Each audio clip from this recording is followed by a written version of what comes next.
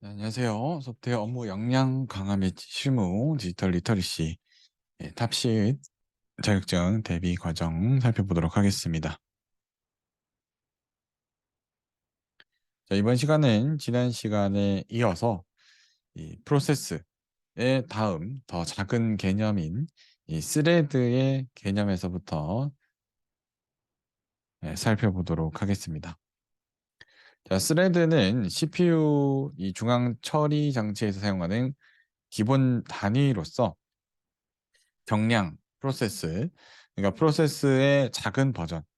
우리가 프로세스라는 게 어떤 처리를 할 수 있는 프로그램을 프로세스로 만들었을 때 처리를 할 수 있는 프로그램, 유저 입장에서는 프로그램 하나를 실행시키니까요. 이 프로세스가 가장 기본 단위라고 생각할 수도 있는데 이 CPU는 그 프로세스를 여러 개의 스레드로 나누어서 이 스레드 단위의 처리를 하게 됩니다. 이 스레드 하나는 이 여러 개의 코드, 데이터, 파일과 같은 기억장치, 주기억장치, 보조기억장치의 다양한 이 자원들을 공유해서 자신만의 레지스터와 이 스택을 만들어서 관리하게 됩니다.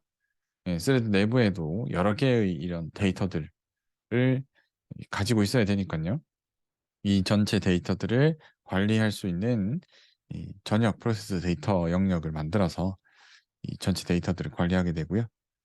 이 프로세스는 중앙 처리 장치 사용 시간의 문맥 교환에 스레드보다 더 많은 시간을 사용하지만 스레드는 이 스레드 간의 이런 기억 장치들을 공유하기 때문에 더욱 경제적인, 더욱 이제 효율적인 이 문맥 교환, 이 스레드들 간의 데이터를 이렇게 주고받는 공유해서 사용할 수 있는 게 훨씬 더 효율적으로 사용할 수 있고요.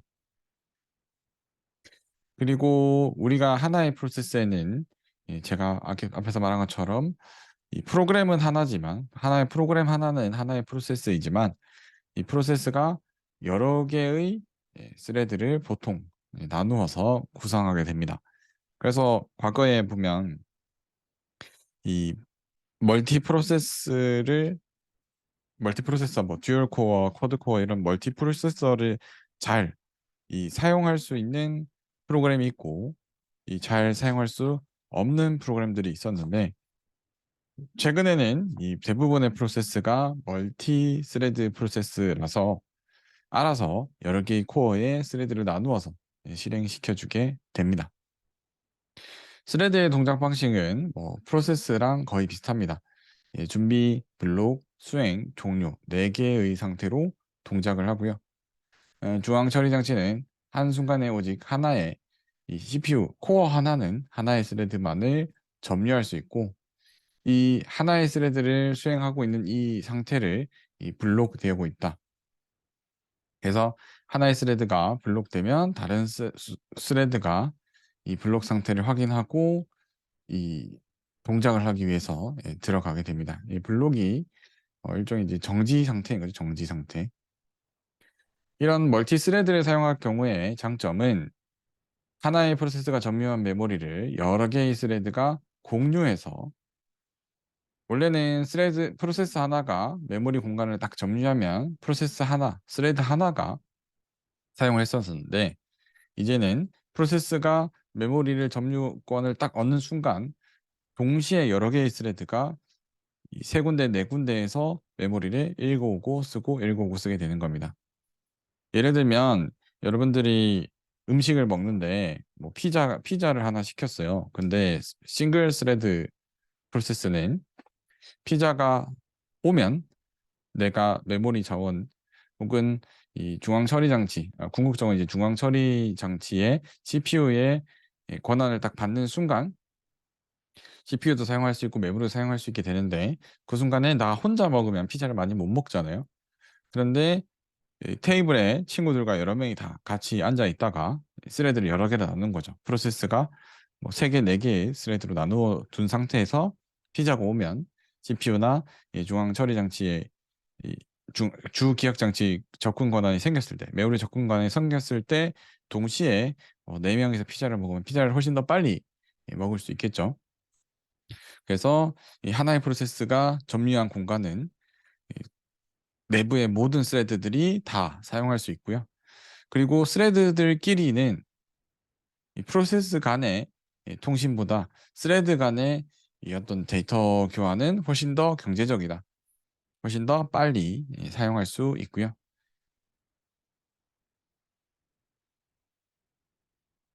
그리고 최근에는 프로세서 성능이 뭐 32코어 뭐 이렇게까지 가기 때문에 프로세스의 병렬성을 높여서 이 멀티 프로세서를 제대로 사용하는 데 있어서 이런 이 멀티 스레드 프로세스를 만드는 것이 아주 유리합니다. 특히 뭐 많은 자원을 필요로 하는 게임이라든지 뭐 넷플릭스, 유튜브와 같은 어떤 영상 처리하는 모듈들도 뭐 인코딩, 디코딩 하는데 시간이 많이 걸리거든요. 그런 구조에서도 이런 멀티 스레드를 활용할 수 있는 프로세스를 만드는 것이 최근에 거의 기본적인 요구 사항이 되어 있고요. 자, 이렇게 프로세스를 여러 개 사용하다 보면 이 병행 프로세스들끼리 동시에 동일한 자료를 접근, 변경하거나 이 변경하다 보면 자료의 조작 순서가 영향을 미칠 때 이런 상태를 레이스 컨디션, 경합 상태라고 하게 되거든요. 이 경합 상태는 뭐냐면 예를 들어 제가 저기 천안 국립기념관에 가서 어떤 나무를 보고 왔는데 그 나무가 2m로 자라 있었어요. 그래서 제가 집에 와서 나무는 2m다라고 이 메모지에 쓰는데 그 순간에 다른 사람이 또 나무를 보러 가서 그 나무를 봤더니 어 그날 좀 자라서 어 2m 10cm, 10cm만큼 잘라져 있었던 거예요. 그러면 그 사람이 이 확인한 순간에 저는 메모지에다가 2m라고 썼기 때문에 현재 자료가 정확히 맞지 않는 상태죠. 실제로는 나무가 2m 10cm인데 나는 메모지에 2m라고 썼으니까. 심지어 더 반대의 경우에는 내가 먼저 가서 2m라는 걸 확인했고 다 후에 다른 사람이 2m 10cm라는 걸 확인을 했는데 그 2m 10cm를 확인한 사람이 먼저 메모지에 쓰고 제가 그 이후에 그 밑에다가 메모지에 쓰게 되면 2m 10cm가 먼저 기록되었고 2m가 나중에 기록되었기 때문에 이 메모 기준으로는 나무가 10cm 더 작아진 것처럼 보이게 될 수도 있거든요. 이게 왜 그러냐면 이 프로세스라는 것은 이 중앙 처리 장치에게서 수행할 수 있는 권한을 받은 다음에 어떤 데이터를 읽고 쓰고 하는 데까지 한 번에 다 할 수가 없습니다. 읽었는데 자기 권한이 뺏겨서 대기하고 있다가 또 다른 프로세스가 무언가를 또 읽어가고 또 다른 프로세스가 무언가를 또 쓰게 되고요. 이런 이 경합 상태가 많이 발생할 수 있습니다. 그래서 여러분 친구들끼리 얘기할 때도 예를 들어 뭐 야올이 갔는데 뭐 버거킹이 문을 닫았더라. 아니면 버거킹이 문을 열었더라. 이런 게 시점에 따라서 이 결과가 다르잖아요. 그런데 그걸 여러 사람들이 동시에 그런 이 자원에 접근을 하다 보니까 이 시점에 대한 정확한 정의가 없으면 정보들이 좀 오류가 생길 수 있죠. 그중에 이 첫 번째 문제로는 이 경합 사태의 첫 번째 문제는 이 크리티컬 섹션이라는 임계 구역 문제가 있습니다. 이 임계 구역 문제는 뭐냐면 프로세스 동기화를 위해 여러 개의 프로세스가 동시에 돌아가기 때문에 각각의 프로세스는 코드 일부분에 임계 구역을 설정합니다. 그래서 이 임계 구역에서는 다른 프로세스와 공유하는 자료를 변경하는 작업을 하고요. 그리고 그 작업이 끝나고 나면 임계 구역을 이 해제, 잔류 구역으로 해서 임계 구역을 해제시켜 주게 됩니다. 이렇게 하면 이 동시에 두 개 이상의 프로세스가 이 임계 구역을 들어갈 수가 없습니다. 그래서 만약에 하나의 프로세스가 빨간 프로세스가 이렇게 와서 임계 구역을 막 실행하고 있습니다. 그런 순간에 또 다른 프로세스가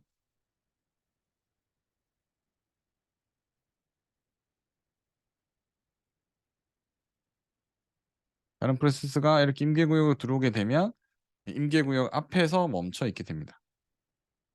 왜? 이 빨간색 프로세스가 임계구역 안으로 들어와서 임계구역을 수행하고 있으면 다른 프로세스는 이 임계구역을 들어갈 수 없게끔 이 임계구역 안에는 한 개의 프로세스만 존재하도록 만들어 주는 것이 크리티컬 섹션입니다. 자, 이 크리티컬 섹션은 왜 만들어 주게 되냐면 이 프로세스 여러 개들이 협력해서 사용하는 상황에서 발생하는 문제들을 이 발생하지 않게 하기 위해서 발생하는 거고요. 아, 작성하는 거고요. 예를 들면 이 옷가게 같은 데 가면 이 탈의실이 한 번에 한 명만 들어가게 돼 있잖아요. 그래서 탈의실이 다 꽉 차 있으면 다른 사람들은 그 밖에서 기다리고 있죠. 탈의실에 동시에 2명 이상의 사람이 들어가면 안 되니까. 이런 형태를 이 임계구역이라 하고 이 임계구역에 진입할 때는 항상 진입 허가를 요청하고 이런 요청을 구현하는 코드 부분을 진입구역 그리고 임계구역 뒤에는 나가는 퇴출구역.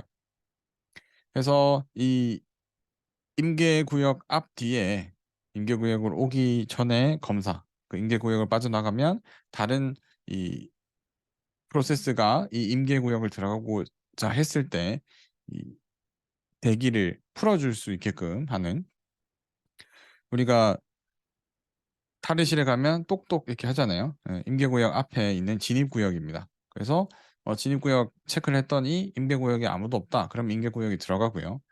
똑똑했는데 누가 있다. 그러면 진입구역에서 대기하다가 이미 임계구역, 이미 탈의실에 있는 사람이 나가면서 이제 들어가셔도 돼요라고 얘기해주면 진입구역에서 대기하던 프로세스들이 임계구역 안으로 들어가게 됩니다. 그리고 이 나머지 부분을 전체를 이 잔류구역이라 하고요. 그래서 이런 임계구역 문제를 해결하기 위한 방법은 세 가지가 있습니다. 자, 상호 배제, 뮤추얼 익스클루션이라고 해서 프로세스의 임계구역에서 실행이 된다면 다른 프로세스들은 그들 자신의 임계구역에서도 실행될 수 없다. 그러니까 내가 임계구역을 실행하고 있다면 다른 프로세스는 임계구역 안으로 들어올 수 없다. 그다음에 이제 프로그레스 이 가장 기본적인 조건이죠. 내가 임계구역에 있으면 다른 프로세스는 임계구역을 들어올 수 없다. 진행 임계구역에서 실행되는 프로세스가 없는 상태에서 그 임계구역을 진입할 수 있는 프로세스는 잔류구역에서 실행 중이지 않는 이 다른 어떤 코드를 실행하고 있지 않은 이 진입구역에서 대기하는 프로세스들만 임계구역으로 넣어주게 된다. 그리고 한정된 대기. 이것 때문에 사실 여러분들이 윈도우즈 환경에서 다양한 어플리케이션을 사용하다가 발생하는 에러들이 여기서 발생하는데요. 이 프로세스가 자기 임계구역에 진입 요청한 후부터 임계구역에 진입될 때까지 그러니까 진입구역에서 대기할 수 있는 이 시간을 한정적으로 지정해 두게 됩니다. 그러니까 무기한 기다릴 수는 없잖아요. 임계구역 못 들어가서 진입구역에 대기하고 있는데 지금 임계구역에 있는 프로세스가 안 끝나요. 그러면 일정 시간, 뭐 60초면 60초, 30초 이렇게 일정 시간 동안 이 진입구역에서 대기하다가 도저히 이 임계구역이 풀리지 않으면 그냥 프로그램이 응답 없음이라고 하면서 프로그램이 포기하게 됩니다. 허용 한정된 대기라는 조건 때문에요. 그러면 여러분들 그 프로그램이 이렇게 불투명하게 이렇게 되면서 마우스 클릭하면은 프로그램 끝내기 뜨는 화면이 있죠. 네, 그 화면을 발생시키는 요인 중에 하나가 이 한정된 대기가 끝나면서 프로세스가 멈춰버리는 현상입니다.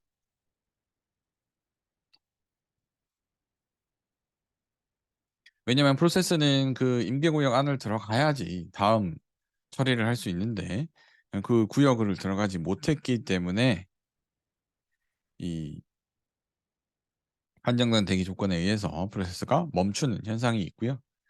그래서 이런 임계구역 그리고 대기할 수 있는 이런 진입구역, 이 퇴출구역 이런 문제들을 뭐 구역으로 나누지 않고 보통의 이 스레드 기반의 프로그래밍을 할 때는 이 세마포라는 기능을 이용해서 많이 구현을 하게 되는데요. 세마포는 이 동기화 도구로서 쉽게 생각하면 열쇠 시스템입니다. 그래서 스레드가 임계 영역에 오게 되면 열쇠를 요청해서 열쇠를 받으면 이 임계 영역을 들어갈 수 있습니다. 그리고 임계 영역을 나오고 나면 스레드는 이 키를 이 뮤텍스라는 스레드의 임계 영역에 들어갈 수 있는 뮤텍스를 반납하고요. 그러면 기다리고 있던 다른 스레드가 다시 또 뮤텍스를 받아가서 키를 받아가서 임계 영역 안으로 들어가고요. 그렇게 해서 한 번에 임계 영역에는 한 명만 존재하게끔 만드는 시스템이 이 세마포입니다. 뭐 키를 대여해 주는 시스템들이 대부분 이렇게 되어 있죠. 뭐 학교에서 그 강의실 키 같은 거 빌릴 때도 왜 학과 사무실에서 키 빌려서 문 열고 다시 가서 반납하고 이렇게 하잖아요. 네, 요런 형태가 이 임계 구역 문제를 해결하는 이 세마포 방법의 일종입니다. 그래서 C++ 이 MFC나 WPF 쓰셨던 분들은 요 함수도 아실 거예요. 이 wait for single object 그리고 release mutex를 이용해서 임계 영역 들어가기 전에 획득하고 나오고 나면 릴리즈 해 주게 됩니다. 그러면 항상 임계 영역에는 한 개의 프로세스만 들어갈 수 있게 만들어 줄 수 있고요. 또 다른 이런 교착 문제 중에 하나, 이런 프로세스 관련 문제 중에 하나는 이 교착 상태입니다. 이 교착 상태는 영어로는 이제 데드락이라고 하고요. 여러분들이 뭐 실생활에서도 이런 이 뭐 문제 상황, 네, 이런 거 많이 겪으실 수도 있을 거예요. 이 뭐냐면 멀티 프로그래밍 환경, 이 프로그래밍 언어들이 여러 개의 프로그램이 여러 개 동시에 실행되는 이 상황에서 한정된 자원을 사용하려고 할 때 서로 경쟁을 하게 됩니다. 이 뭐냐면 예를 들어 프로세스들이 네트워크로 어 트래픽을 보내야 할 때 예를 들어 저희가 뭐 넷플릭스로 4K 영상도 보고 있고 게임도 하고 있고 그다음에 뭐 다운로드도 뭐 받고 있고 뭐 친구랑 카카오톡도 하고 있고 그럼 내 컴퓨터가 사용할 수 있는 네트워크 대역폭은 정해져 있는데요.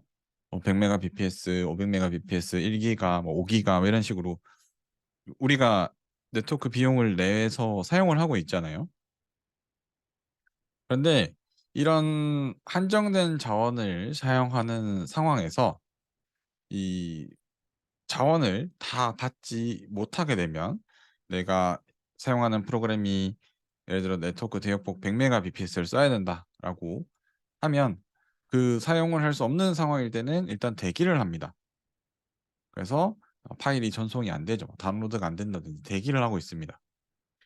그러면 내가 사용할 수 있는 상황이 됐을 때 아까 앞에 임계구역처럼 키를 받아서 자원을 사용하게 될 건데 이게 다른 프로세스도 마찬가지로 이 네트워크가 아닌 다른 또 자원을 사용하기 위해서 대기를 하면서 모든 문제들이 끝나지 않는 상황이 발생을 하거든요. 뭐 실제 상황으로는 여기 그림처럼 자 부모님은 이 식사를 점유하고 있습니다. 음식을. 그래서 "너 숙제 다 하면 밥 줄 거야. 숙제를 내놔. 그러면 밥을 줄게." 그리고 아이는 나는 숙제를 점유하고 있어요. 그래서 숙제를 자기가 가지고 있고 숙제를 자기가 풀어서 이 부모님한테 줄 수 있는데 그런데 "밥 줄 때까지 숙제를 안 하겠다. 나는 밥을 먹어야 숙제를 할 수 있다. 밥이 없으면 숙제를 할 수가 없는 상황이다."라고 밥을 달라고 하는 겁니다. 그럼 둘 다 이 풀리지 않는 문제죠. 뭐 이성관계 싸울 때도 이렇게 되잖아요. 이렇게 서로서로 풀리지 않는 둘 중에 한 명이 양보해야 문제가 풀리는데 둘 다 원하는 것이 있고 자기가 점유하고 있는 것도 있는 상황에서 서로서로가 반대로 되어 있는 실제 프로세스를 우리가 순차 지향으로 이렇게 짜다 보면 알고리즘을 짜다 보면 먼저 해결해야 하는 연산이 있고 그 뒤에 해결해야 하는 연산이 있는데 그 연산의 순서가 이 두 개의 프로세스가 반대로 되어 있는 이런 상황이 실제로 발생할 수 있습니다. 그죠? 그래서 이런 상황을 이 교착 상태라고 하고요. 이 자원들을 서로서로가 요구하는 자원과 점유하는 자원이 다를 때 이런 현상들이 발생하고요. 교착 상태 발생 조건으로는 상호 배제, 이 프로세스 자체가 이 공유 자원을 동시에 여러 개의 프로세스가 자원을 공유할 수 있으면 "숙제 다 할 때까지 밥 없어."라고 했지만 아이는 그냥 부모님한테 얘기 안 하고 혼자 식사를 할 수도 있죠. 혼자 컵라면 끓여 먹고 숙제를 해서 부모님 드려도 되잖아요. 부모님이 만든 식사를 해야 되는 것이 아니라면. 그런데 이 아이가 이 식사에 접근할 수 있는 방법도 무조건 부모님을 통해야 하고 부모님이 이 식사를 아이한테 주려면 무조건 자기가 원하는 요건이 만족이 돼야 되는 이런 상태가 이 상호 배제 상태이고요. 이 점유 및 대기는 내가 한 자원은 점유하고 있으면서 또 다른 자원을 추가적으로 계속 요구하는 상태를 이 점유 및 대기 상태입니다. 지금도 마찬가지죠. 이 식사라는 자원을 점유를 하고 있지 않았다면 아이가 이거 가져갈 수 있었는데 또 점유를 하고 있으니까 이 아이의 요구를 들어줄 수도 없는 상황입니다. 비선점 같은 경우는 이 점유를 풀 수도 있습니다 사실. 그 선점이라는 이 기능을 통해서 나 너무 급하니까 중앙 처리 장치로부터 선점을 받았어. 그러면 내가 원하는 건 무조건 다 내놔." 이렇게 해서 받아서 할 수 있는데 이 비선점이라는 상태라서 이런 교착 상태가 발생했을 때 둘 중에 한 명을 딱 선점이라고 해서 모든 요구를 들어줄 수 있게끔 하는 그런 기능이 없을 때 이 교착 상태가 발생하고요. 이 환형 대기는 서로 다른 프로세스 간의 자원 요구가 계속 똑같이 이 자원이 이 수행이 되지 않으면 다음 작업을 못하는 상태. 그 각 상태에 따라서 이 환형 대기라고 판단이 돼서 그런 조건에서 교착 상태가 발생하기도 합니다. 다음은 이 교착 상태를 해결할 수 있는 방법들인데요. 예방이 제일 좋죠. 발생 조건을 초기 발생하기 전에 미리 발생하지 않도록 식사를 별도로 뭐 컵라면을 준비해서 아이가 컵라면을 먹고 숙제를 부모님한테 주면 부모님은 그때 식사를 아이한테 준다든지 아니면 아이가 숙제를 일부만 해서 그죠? 전체 다 해야 되는 게 아니라 한두 문제만 풀고 부모님한테 주면 부모님은 그 일부의 숙제만 보고도 식사를 제공해 주고 아이는 식사를 먹고 나서 숙제를 전부 다 해서 부모님한테 제출하는. 애초에 이 현상이 발생하지 않게끔 하는 것이 이 예방이고요. 회피는 발생 조건은 그대로 두는데 회피해 나가는 방법입니다. 아이한테 몰래 미리 뭐 컵라면을 준다든지 아예 이 요구 자체가 발생하지 않게 만들어 주는 방법도 있고요. 발견은 보통 이 교착이 발생을 하면 이 발생한 상황에 대한 원인을 분석해서 교착이 일단 발생을 하고요. 그래서 근데 이 교착을 발견을 해야 되는데 발견을 실수를 못하게 되면 어딘가에서는 교착이 계속 발생하고 있겠죠. 그다음에 이 회복 같은 경우는 이제 발견된 교착 상태를 전부 다 껐다 켜서 누가 먼저 요구할진 모르겠지만 동시에 요구하는 것이 문제이기 때문에 둘 다 프로세스를 처음부터 재시작시켜서 이 교착 상태를 풀어낼 수도 있습니다. 자, 이거는 뭐 여러분들이 꼭 이 소프트웨어뿐만 아니라 이 현실 세계에서도 마찬가지로 어떤 자원을 얻고자 할 때 발생할 수 있는 다양한 이 동기화 문제들 중에 하나입니다. 이제부터는 네, 뭐 친구들이랑 이야기하다가 이렇게 끝나지 않는 이런 상태가 되면 '아, 지금 교착 상태네. 이걸 어떻게 처리를 할까?' 예, 차분히 이야기하셔서 예방, 회피, 발견, 회복 방법으로 이 교착 상태를 풀어주시면 됩니다. 근데 지금 최근에 사용되는 프로세스들은 워낙 프로세스들도 너무 프로그램들도 너무 다양하고 프로세스들이 요구하는 자원들도 많아지다 보니까 교착 상태가 종종 발생합니다. 여러분들도 한 번씩 그 작업 끝내기 불투명화되면서 그런 상태들을 보죠.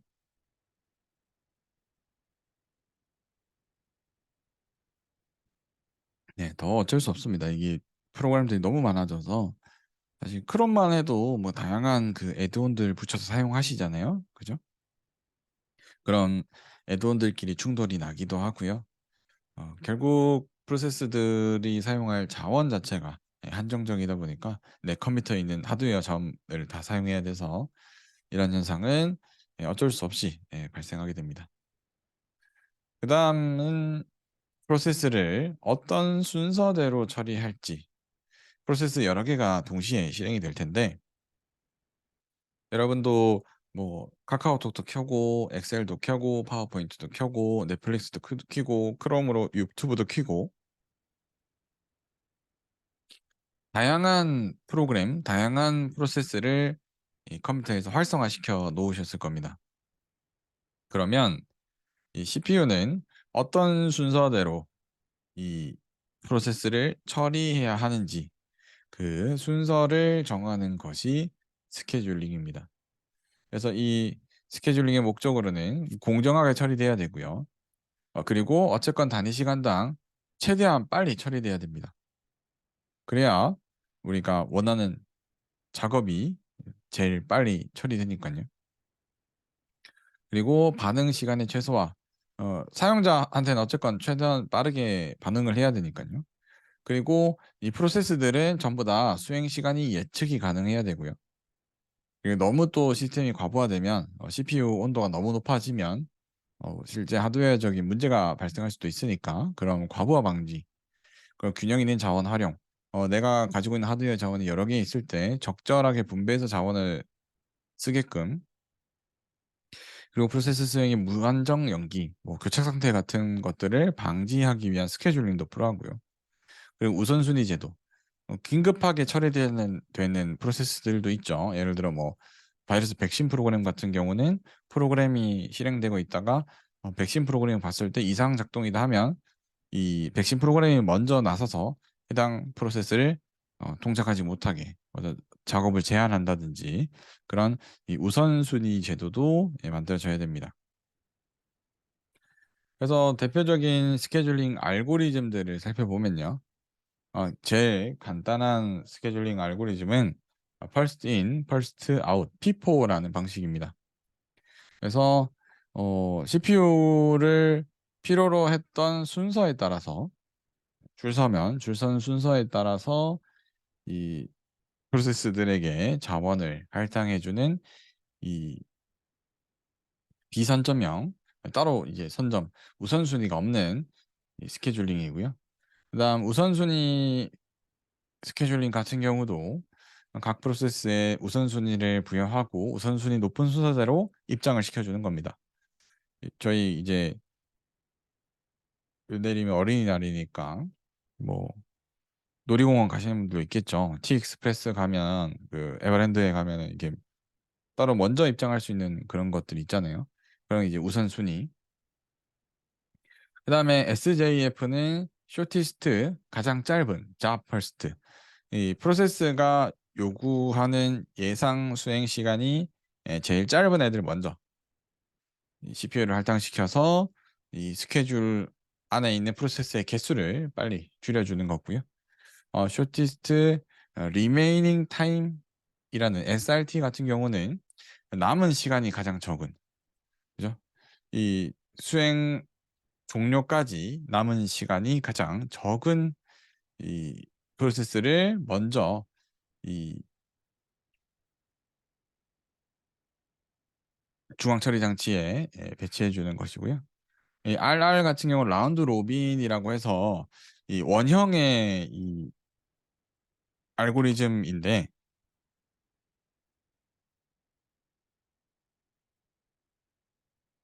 우리가 동그랗게 이렇게 그 강강수월래 하듯이 동그랗게 이렇게 앉아서 토큰을 오른쪽으로 하나씩 하나씩 이렇게 넘겨주는 겁니다. 그 토큰을 가지고 있는 사람이 말하고, 뭐 일정 시간 말하고 나서 오른쪽 사람한테, 또 일정 시간 말하고 나서 오른쪽 사람한테, 일정 시간 말하고 나서 오른쪽 사람한테, 이렇게 시간 단위로 분할해서 이 GPU를 짧은 시간 동안만 사용하는, 어떻게 보면 P4랑 비슷한데요. 이 우리가 시분할 처리를 구현할 때 이 RR을 기준으로 많이 사용하게 됩니다. 그래서 이 스케줄에 들어온 프로세스들한테 모두 다 1초씩 말할 수 있는 권한을 한 바퀴 쭉 돌려줍니다. 그러고 나면 또 1초씩 말할 수 있는 권한을 주고, 그러고 나면 또 1초씩 말할 수 있는 권한을 줘서 이 각 프로세스들이 조금 조금씩 진척 상황이 있도록 만들어주는 것이 RR이고요. 그래서 얘는 어떻게 보면 이제 선점형 스케줄 알고리즘이라고 볼 수 있고요. 그다음에 마감 시간은 이 특정 시간 내에 프로세스가 완료되도록, 이 마감 시간 안에 프로세스가 완료되지 못하면 일단 대기시키고, 이 마감 시간을 한정 지을 수 있는 프로세스들을 먼저 이 스케줄에 포함시켜주는 알고리즘이고요. 뭐 HRN 같은 경우는 이 연산 공식이 좀 복잡하긴 한데, 하이 하이스트 리스폰스 레이션 넥스트라고 해서 이 응답이 가장 빠른, 단위 시간당 응답이 가장 빠른 작업을 먼저 보내주는 거고요. MLQ 멀티 레벨 큐 같은 경우는 큐를 여러 개 두고 이 프로세스들의 종류에 따라서 큐에 각각에 해당하는 프로세스들을, 뭐 예를 들어 백신 프로그램 먼저 실행하고, 백신 프로그램용 큐가 따로 있고 줄 서는 게 따로 있고요. 그다음에 일반 응용 프로그램용 줄 서는 게 따로 있고, 그다음에 뭐 게임과 같은 비디오 처리하는 프로세스에 큐가 따로 있고, 그래서 각 큐에 따라서 작업을 배치하는 방식이 있고요. 그다음에 MF 같은 경우는 이 큐 간에 이 피드백을 줘서, 예를 들어 시스템 소프트웨어들인 뭐 유틸리티들, 뭐 백신이나 뭐 컴퓨터 자체에 스캔하는 프로세스들을 먼저 수행시켜 주고, 그 프로세스들이 두 번 수행되면 응용 프로그램 큐를 실행시켜 주고, 또 그게 또 두 번 실행되면 비디오 프로세스들을 두 번 실행시켜 주고, 뭐 이런 식으로 피드백이 발생할 수 있게끔 만들어 주는 스케줄링 알고리즘도 있습니다. 자, 그다음은 이 가상 기억 장치인데요. 우리가 운영체제가 앞에서 발생하는 모든 문제는 운영체제가 가지고 있는 자원들이 제한되어 있기 때문에, 메모리 공간도 제한되어 있고 CPU의 자원도, 연산 능력 자체도 제한되어 있는데, 그중에 메모리 공간 문제는 해결할 수 있는 방법이 하나 있습니다. 이 기억 용량이 적은 주기억 장치를 이 많은 여유 공간을 가진 대용량처럼 만들어 줄 수 있는 방법이 한 가지 존재합니다. 그 방법이 바로 이 가상 기억 장치라고 해서, 이 주 기억 장치, 이 메인 메모리에 가상 공간을 만들어서 이 보조 기억 장치, 하드디스크나 SSD의 공간을 마치 메모리 공간인 것처럼 사용할 수 있게끔 해주는 게 이제 가상 기억 장치, 버추얼 메모리라고 하는 기술이고요. 뭐 메모리 같은 경우는 이 메모리의 주소를 기반해서 변수들이나 어떤 뭐 객체들을 활용하게 되는데요. C 언어 사용해 보셨으면 이 포인터라는 변수를 통해서 메모리의 각 주소 값들에 접근하는 것 해 보셨을 겁니다. 그렇게 이 주 기억 장치에는 각각의 공간에 대한 주소값이 있는데 그 주소값 영역의 일부를 하드 디스크 혹은 SSD와 같은 이 보조 기억 장치에 그 가상 주소를 할당시키는 겁니다. 그래서 이 시스템은 이 가상 주소에 접근할 때는 바로 접근하지 않고 MMU라는 메모리 매니지먼트 유닛을 통해서 실제 주소, 실제 하드디스크 혹은 실제 SSD에 있는 주소로 변환해서 데이터를 읽어오는 이 기법이고요.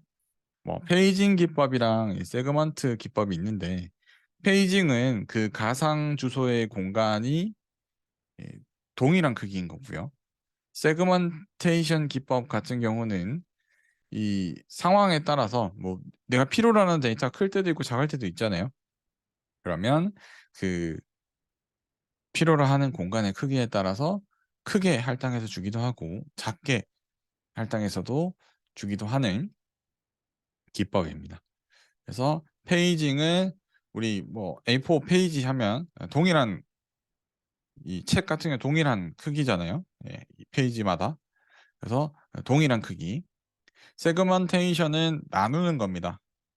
우리 피자 뭐 케이크 자를 때 물론 뭐 똑같이 나눈다고 나누지만 정확히 안 나뉘잖아요. 그리고 뭐 자를 대고 자르는 것도 아니고요. 90도 각도 재고 자르는 것도 아니고. 그래서 세그멘테이션 조각 같은 경우는 동일한 크기로 나뉘어지지는 않을 수도 있다. 네, 그런 이 운영체제의 주 기억 장치 공간을 확장시키기 위해서 쉽게 말하면 메모리가 비싸니까 메모리에 대응되는 하드디스크를 메모리처럼 사용할 수 있게끔 만들어주는 기술입니다. 뭐 예를 들면 지금 뭐 메인 메모리 얼마나 할까요? 메인 메모리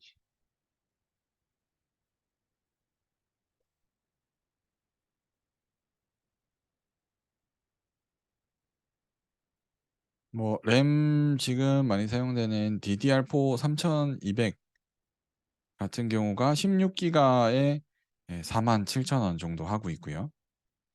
그런데 SSD를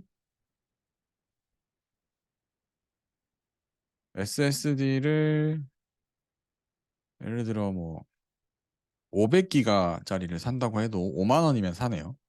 이 메모리의 가격과 SSD의 가격도 확연하게 차이 나죠.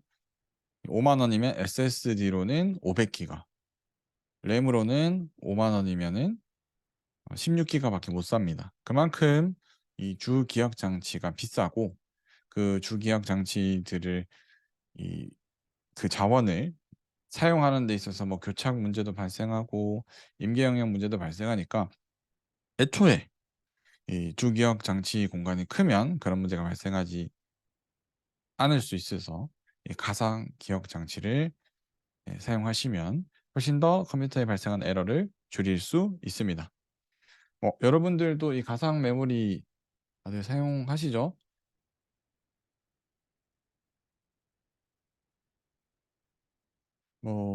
이번 기회에 한번 네, 한번 사용해 보시면 좋을 것 같아요. 저 같은 경우는 메모리가 충분해서 따로 사용하진 않는데 여기 페이징 기법을 쓰고 있습니다. 그래서 페이징 파일 크기를 자동으로 해서 현재 같은 경우는 지금 9,728 메가바이트로 페이징해서 사용을 하고 있고요. C 드라이브 SSD를 저것도 이제 네이버나 이런 데 한번 찾아 보시고 이 가상 메모리를 좀 더 효율적으로 사용할 수 있게끔 설정을 변경하시는 것도 좋습니다.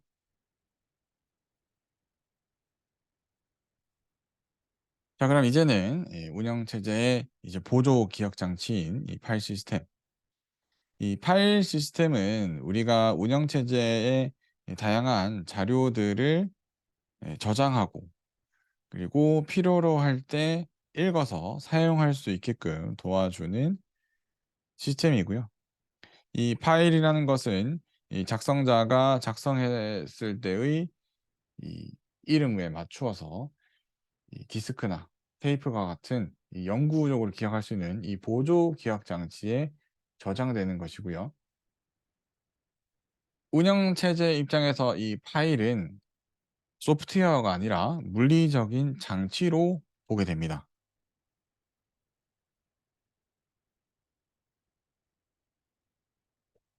왜냐하면 운영체제 입장에서의 이 물리적인 것이 아니라 이 소프트웨어적인 것은 전부 다 주 기억 장치에 저장되는 것들만 변수, 뭐 함수, 클래스, 객체, 이런 소프트웨어적인 것으로 보는 거고요. 파일은 이 그냥 우리 외장 하드, 이동식 USB 메모리, 이동식 메모리, 하드 디스크에 저장되어 있는 이 파일들은 그냥 이 운영체제 입장에서는 그냥 가만히 있는 꼽혀 있는, 저희 입장에서 어 USB 마우스 이렇게 꼽아 놨잖아요. 그런 장치로 보이게 됩니다. 우리가 더블 클릭해서 프로그램의 프로세스로 만들어 주면 그때부터는 다른 개념이지만요. 이 파일이 가지고 있는 이 속성에는 대표적으로 우리는 이 이름, 문자열로 표기하는 이름, 그리고 위치, 이 파일이 저장되어 있는 디렉터리 경로, 그리고 크기, 파일의 크기가 있겠죠. 그리고 워드 사이즈에 따라서 실제 물리적으로 파일이 어떤 사이즈로 저장되어 있는지도 나와 있을 거고요.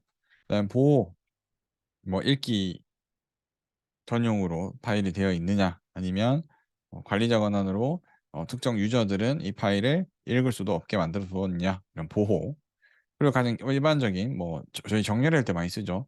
파일이 만들어진 시간, 날짜, 파일을 만든 사람, 이런 이 내용들을 파일의 속성 값으로 가지고 있습니다. 그다음은 이 파일들을 저장하고 있는 이 디렉토리의 개념인데요. 이 파일 시스템에서 관리하고 있는 데이터들은 뭐 기가, 뭐 테라 단위의 아주 많은 파일들을 관리를 해야 되는데, 이걸 그냥 좀 바닥에 이렇게 쏟아 놓고 관리하면 너무 힘들잖아요. 그래서 이 디렉토리라는 개념을 활용해서 파일들을 이 디렉토리 안에 위치시키고, 검색할 때는 이 디렉토리 구조 단위에서도 검색도 가능하게 되어 있고요. 저희도 뭐 파일 검색할 때 이렇게 폴더 단위로 검색하잖아요. 그죠? 디렉토리 단위로. 그리고 디렉토리 안에 파일을 만드는 것, 디렉토리 안에 파일을 지우는 것, 디렉토리 안에 있는 파일들을 쭉 리스트로 뽑아서 확인하는, 조회하는 기능도 이 디렉토리가 제공해 주는 기능의 일종입니다. 그다음 이 파일 시스템의 할당 방법이 여러 가지가 있는데요. 이건 이제 지금은 사실 큰 의미가 없습니다. 지금 SSD를 주로 쓰는 상황에서는 큰 의미가 없지만, 과거에는 디스크, 심지어 테이프, 드럼에도 데이터를 저장했었습니다. 여러분들이 테이프를 보셨을 수도 있고 못 보셨을 수도 있는데, 카세트 테이프라고 해서 이 자기장을 기록할 수 있는 장치를 이렇게 돌돌돌 휴지처럼 말아 가지고 저장하는 장치가 있습니다. 그러면 이 장치에 저장된 데이터를 읽기 위해서는 이 롤을 계속 감아 줘야 됩니다. 감거나 풀어 줘야 됩니다. 그렇기 때문에 데이터들을 연속해서, 내가 원하는 데이터들은 비슷한 위치에 배치하는 것이 효율적이었고요. 그래서 읽기 속도가 빠르게, 유사한 데이터들이 근처에 있으니까 읽기 속도가 빠르다는 좋은 점이 있는데, 반대로는 이런 외부 단편화라고 해서 이 데이터들이 이렇게 여러 군데 이렇게 깨져서 저장됩니다. 여러 군데 너무 붙여서 저장을 하려고 하다 보니까 동시에 파일 저장하다 보면 이렇게 여러 군데에 깨져서 저장하는 이런 문제가 발생하고, 이 다음으로 이제 연결 할당을 하게 되면, 이 연결 할당은 이 다음 데이터는 어디에 있다. 어, 예를 들어 처음에 데이터가 여기 있죠. 16을 읽었는데 그 다음 데이터는 16번에 가라. 그래서 16번에 가서 1이 있어요. 1번에 그러면 1번에 가서 봤더니 또 10을 가라. 10번에 갔더니 25라고 돼 있어요. 25라고 갔더니 마이너스 1이라고 돼 있어요. 뭐 이런 식으로 연결해서 이 다음 데이터의 위치들을 순서대로 저장하지 않고 이 저장된 위치에다가 또 다음 주소, 다음 주소 이런 형태로 저장하게 되면 이 앞에서처럼 이런 단편화가 발생하진 않죠. 단편화는 발생하지 않지만 이 하드디스크 같은 경우는 이렇게 돌면서 이렇게 검색을 해야 되는데 실제로는 이 읽기 속도가 느려서 일반적으로 사용하는 시스템에서는 잘 사용하지 않게 됩니다. 그다음 이 색인 할당 같은 경우는 한 군데에다가 이 전화번호부처럼 한 군데에다가 다 넣어둡니다.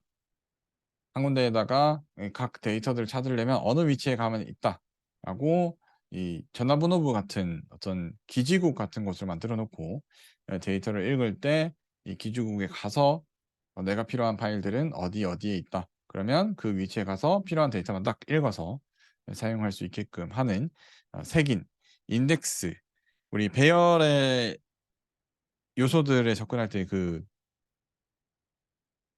중괄호 뒤에 쓰는 걸 이 인덱스라고 하죠. 그래서 이 데이터들의 색인 데이터들에다가 이름표를 붙여놓고 그 이름표들을 모아두고 필요할 때마다 해당 이름표에 가서 이 데이터를 읽어오는 색인 할당도 있습니다. 사실 지금 이제 SSD나 하드디스크 같은 경우도 검색 속도가 물리적으로 좀 빨라졌다 보니까 지금은 큰 의미는 없습니다. 그래서 크게 이 탑시스에서 얘기하고 있는 연속 할당, 연결 할당, 색인 할당. 연속은 데이터들이 이렇게 연속되어 있고요. 연결 할당은 데이터들의 다음 위치를 기억하고 있고요. 색인 할당은 전체의 위치를 한 군데에서 저장해서 관리하는 파일 시스템 할당 방법입니다.